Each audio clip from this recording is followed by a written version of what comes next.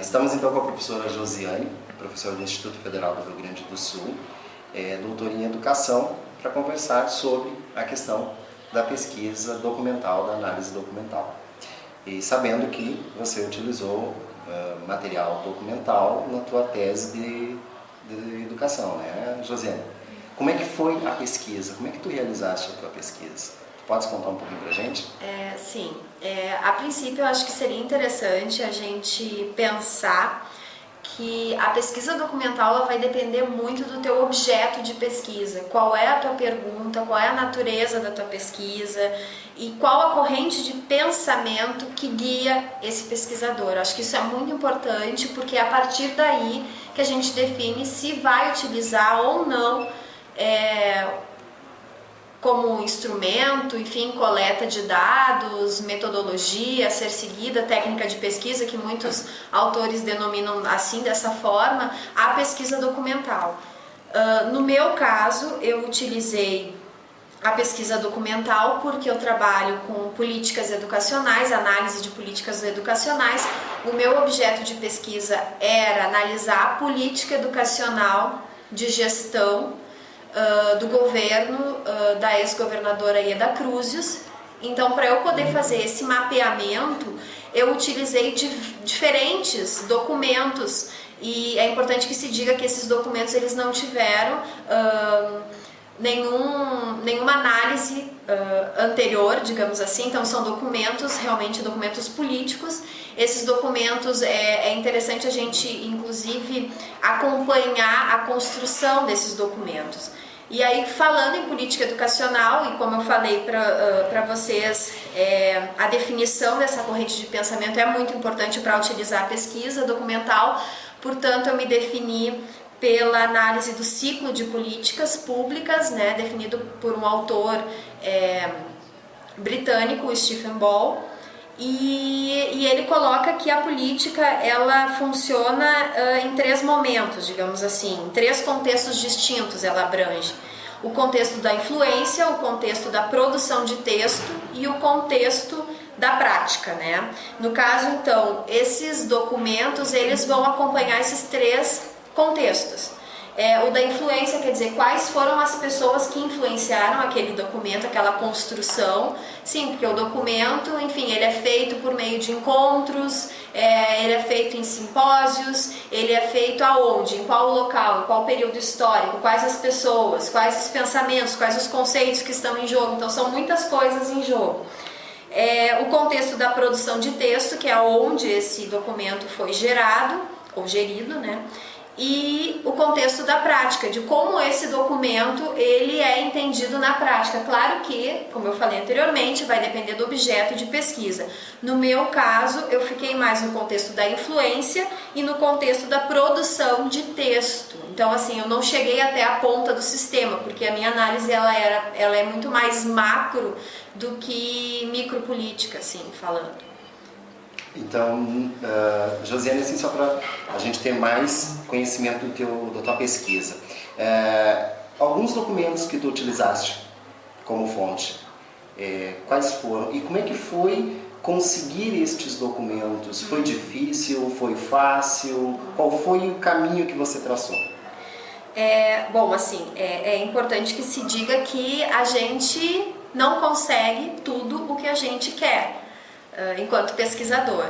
E a minha professora orientadora, ela e a banca, inclusive, da minha tese de doutorado, eles pediram para eu deixar muito claro qual o caminho que eu percorri, o que eu consegui e o que eu não consegui e por que eu não consegui.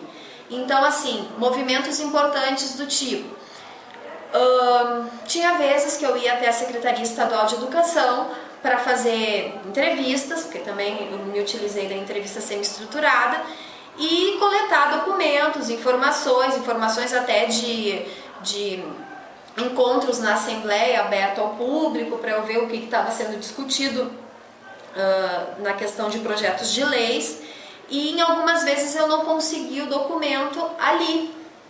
Então, quer dizer, até isso eu coloquei em notas de rodapé na minha tese. Então, as vezes que eu fui e o porquê e como eu consegui aquele documento.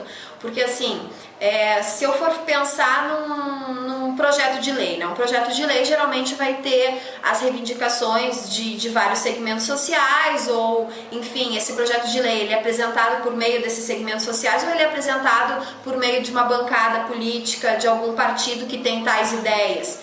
Isso já modifica bastante de como é que vai ser esse texto e como esse texto foi pensado. Então, muitas vezes eu pegava as reivindicações, as ideias que, por exemplo, o Sindicato dos Professores, o movimento, a União Gaúcha dos Estudantes, o que eles queriam, o que era apresentado em plenária por uma bancada de algum partido político e o que era, enfim, promulgado dentro da Assembleia. Então, esses caminhos que eu percorria.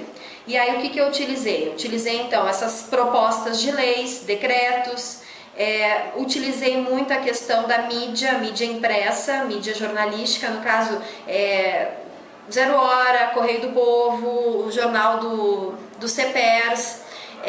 Utilizei também a mídia digital, então os sites do governo do estado, sites da Secretaria Estadual de Educação, sites dos interlocutores do governo para a construção desses documentos e até para fazer a propaganda desses encontros. Então, como era a articulação política para construir esse encontro que ia gerar o documento.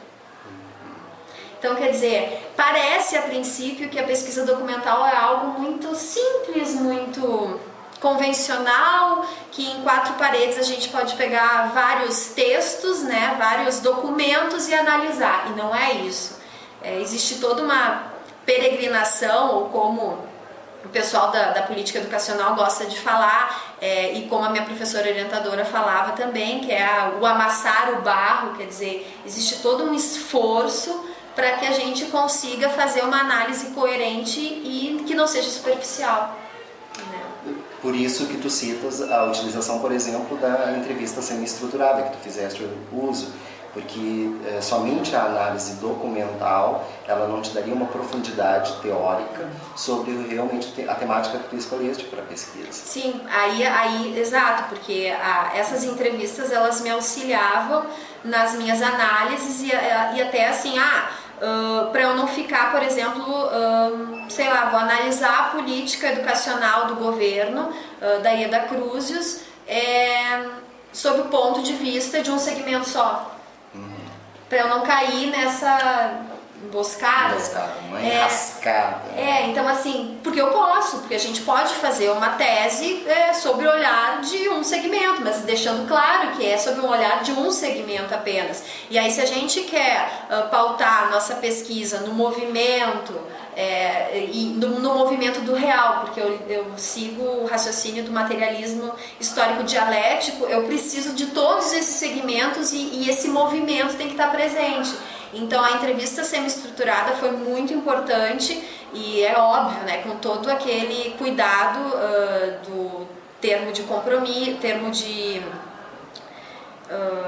aceite do entrevistador, dos dados desse entrevistador, o compromisso ético, a degravação, quer dizer, a gravação na hora da entrevista e a degravação depois, com o envio também da degravação para essa pessoa autorizar ou não. Então, todos esses cuidados foram tomados, ou seja, eu acredito que seria muito mais, não vou dizer simples porque também é complexo, mas simples no ponto de vista assim, que eu não preciso de tanto trabalho, porque no momento que eu vou fazer uma entrevista semi-estruturada, eu vou ter que gravar, eu vou ter que degravar, eu vou ter que analisar, vou ter que linkar com outros pontos, fatores históricos, sociais, econômicos, políticos, vou ter que ir nesses encontros, vou ter que ver como é que acontece. Seria muito mais simples eu fazer uma análise de um estudo de caso, por exemplo, ou algo que eu fosse para uma sala de aula, algo que eu ficasse ali observando.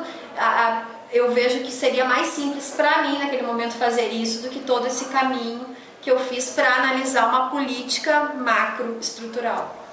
Ok, José. Não sei se você quer dizer mais alguma coisa. Eu acho que o nosso trabalho era exatamente esse, coletar informações sobre a questão da análise documental, e acredito que tu tiveste uma colaboração muito importante através da tua tese, no doutorado em Educação na URGS, que teve como professora orientadora professora Vera Peroni, na linha de políticas políticas e gestão de processos educacionais. É só assim frisar que a utilização dos documentos na pesquisa, ela tem que ser, é uma técnica, enfim, que tem que ser apreciada e valorizada, porque não é fácil, a gente precisa utilizar um conhecimento interdisciplinar e, por que não, enfim, transdisciplinar, para a gente ter essa profundidade na nossa análise, esse embasamento maior. Ok. Tá bom. Obrigado pela sua participação. Muito obrigada.